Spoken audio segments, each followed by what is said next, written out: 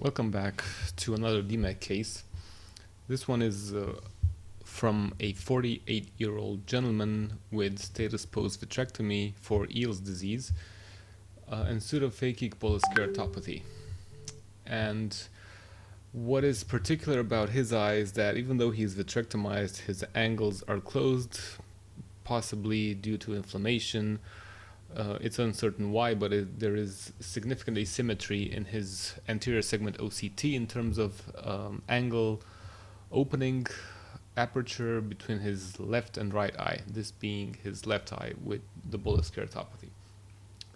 So because of status post-vitrectomy, we've opted for a 9mm graft, and this is from a 36-year-old donor. Not ideal for DMEK in general, but not ideal for a large graft.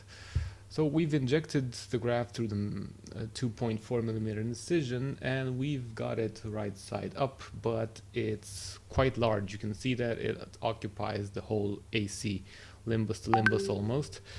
And we're deciding now on what technique to employ. We're thinking because the graft is interacting with the peripheral iris, maybe there is a chance to tap it open, but tapping doesn't work.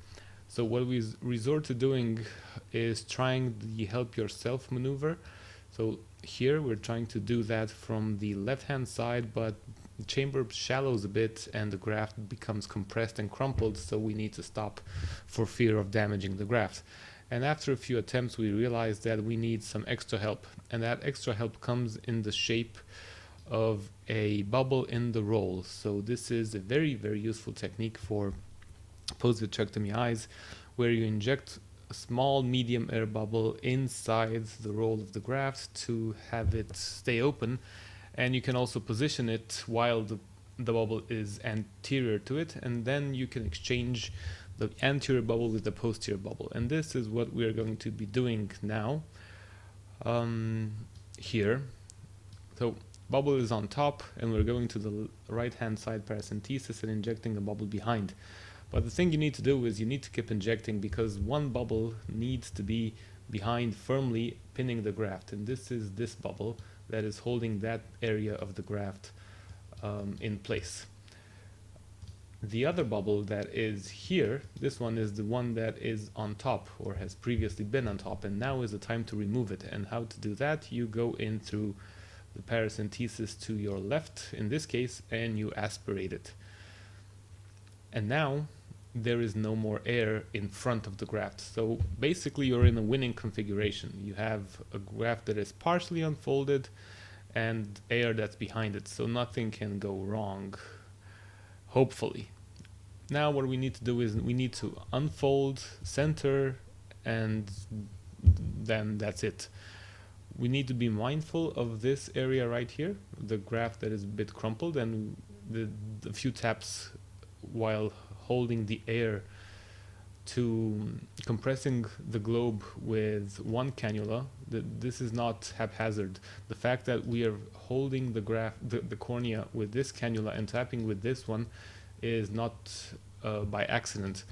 This cannula actually flattens the chamber here and deepens it here where we want to have the graft open up. So that's what we were doing that. And now the graft is mostly unfolded. All what we need to keep doing is a bit of centering, and centration is done via coaxial forceps, or in this case we're using a Descemet forceps. This one is useful for stripping, but it's also useful for centration. So you can see that the graft is being pulled to the left, and now we have a roll or fold that is mid-graft, and this is very easy to unfold. We just need to inject some BSS and then tap.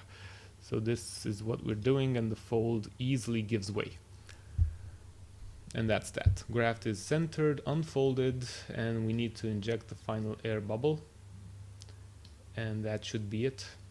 One thing to notice in these big grafts is that usually you will get interaction of the cannula with the graft, simply because the graft is so big and your incision actually leads into the graft.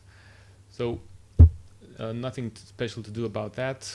Maybe inject one droplet of BSS, but you can also leave it if it's inferior, because the aqueous humor, when it'll start to rise, it'll immediately interact with the graft and probably unfold that inferior roll. So that's everything to say about this case. Thank you for watching.